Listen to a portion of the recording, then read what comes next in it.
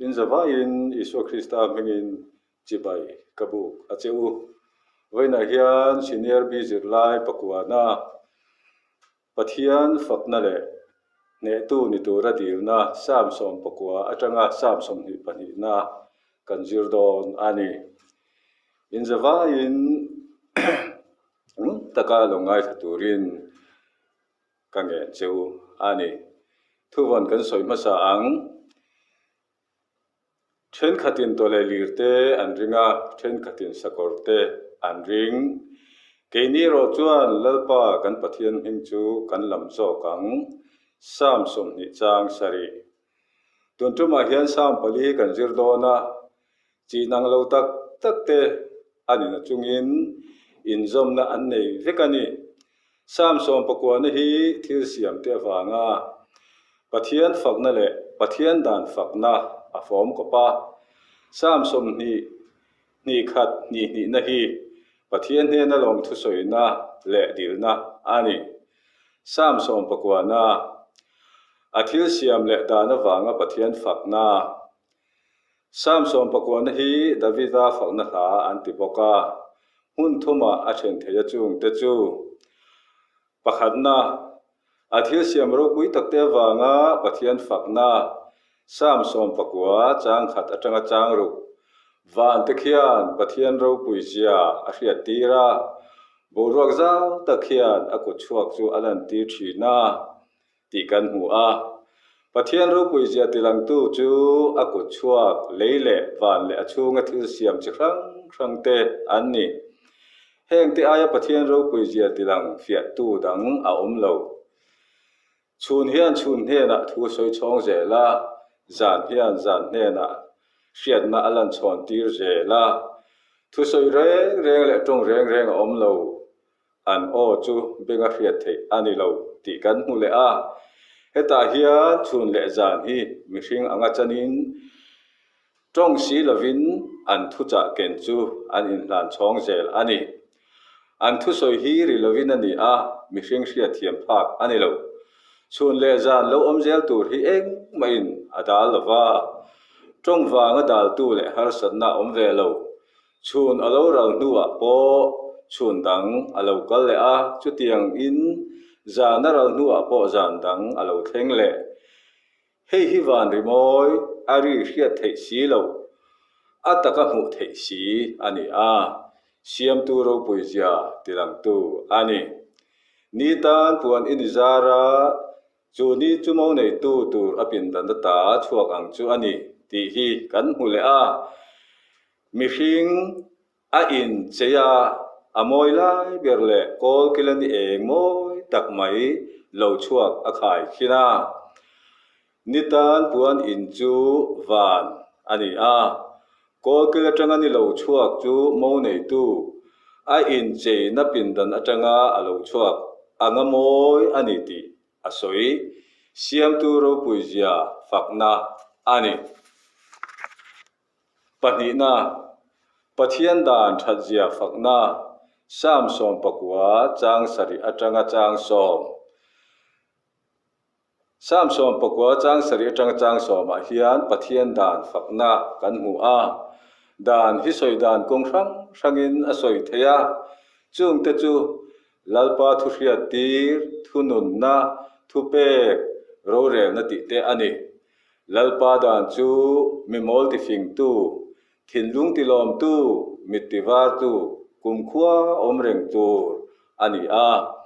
dan zom chu nun na ani pathum na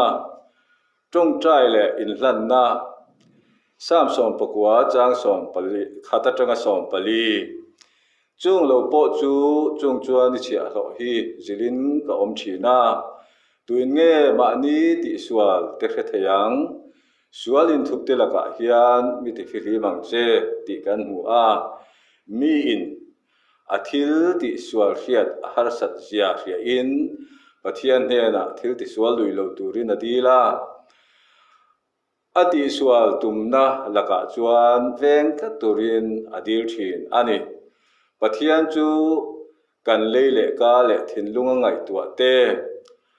alom zonga kan ti theina tura veng turin kan dil tur ani chu kan in him na lung pui le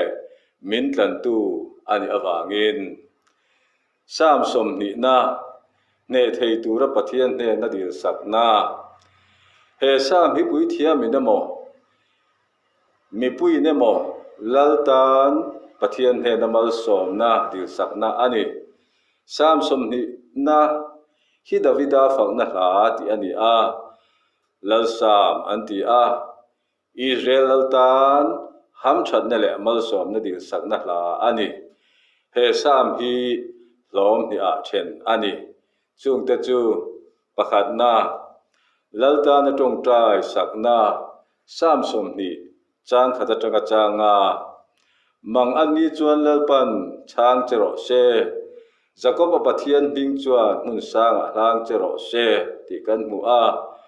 mang ani chuan lalpan chang chero se mang ani alo then po a pathian hruaina dil sakna ani laltan hian atong trai sakna sa hle a adu zong chu peturin adil sakani pani na pathian chau chu in nga na tak ani sam som ni chang ruk atanga chang kwa lalpan ashiak thia hi achan dam ti tu na ka hreta ti kan mu a he sa ma hian pathianin atan pui ngei don ani ti alanga mi hring chakna le athil ti theina rin tlak eng ma om lova lalpa rin hi chan dam na le ne na ani sia asoyani sam som ni pakhat na pathian fakna sam som ni pakhat na hi sam som ni na a lalta na tong trai sakna pathianin acha na wanga lom thu soi na hla emo lalin lal thu theng alwa wanga lom thu soi na hla ani an ring sam som ni pakhat na hi mun hi a an then le a pakhat na lal ne na petu pathian ne na lom thu soi na sam som ni chang khata changa chang ruk pathianin lal a hlo tin tira mal som na ape ka wanga lom thu soi na le pat fakna hla mi puiten pathian ne na an hlanani athin lungdu zong chu ipe a hmuya thil dil chu iphal lo love ti hi pathianin athin lungdu zong apia ngape a lalpa chuan a choi moya kumkhua atan mal som na satak dogin asiam ani panina pathianin ama ring tu lalchu kumkhua in atan puyang sam som ni pakhat chang sari atanga som pathum lalin mal som na le choi moi na adon na chan chu pathian arin wang ani a ama a in ngatlat mi ani awangin pathian thatna achunga alangani a mel ma te chu pathianin a ne sakanga main a haral vek don tina ani sam som ni pani na mimang angin pathian a aw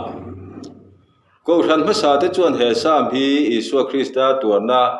lo puan lok na ni inan nga ya kapathian ega nge mikal san mathai bung som ni pasar chang som li paru kasil fen an in sema kakoratan thum an vora ti te hi Isua chung chang soina kan pomani sam som ni pani na hi kong ni in athen theya pakhat na mi te deu so na le mangang aw o sam som ni pakhat som ni pani chang khata tanga chang ni kapathian enga nge mikal san keiro chu mi hring re kanilawa changpat mai kani a mi hu apiangin minui sana ti kan hu a heta tak hian pathianin akal san awanga beidong le thaphang em kan hu a hei hian a beidong tak zeti atilanga lal Isua Krista cross an khen be khan he aw la chi a hi aron manga chu wang chuan he sam hi isua tur na soilok na ani an ring ani keiro chu mihring reng kanilawa changpat mai kani a ti soi hi mi ten an hu sizia le mihring anga po an ngai lova an ketnuaya rapetin a oma kasil fen an in sema kakoratan thuman vora ti hian akor po an hli veka an soi sa ti entir lal isua krista athi khan he thu hi ama soinan man ani zohana bung som pakwa chang som ni pali pani na pathian fakna nangero chu chula ta mila chuak tu ini a nang chu kanu pum chunga tang re ngin ka pathian ini har satna kan tuar lai pu a min vong tu le kan pian ma atanga min hrechiang tu chu pathian ani a kan mang an lai ber po a kan be se le in nga na ani ram chu lalpa ta ni a nam tin chunga ro rel tu ani si a thang thar ten arong an bolanga thang thar lo omzel te ne chuan lalpa chan chin chu an thilang lalpan ami te achan him pathian chu engkim siam tu le thu nei tu ani ram chu mihring ta nilovin pathian ta ani a sam som ni pakhat chang khat a te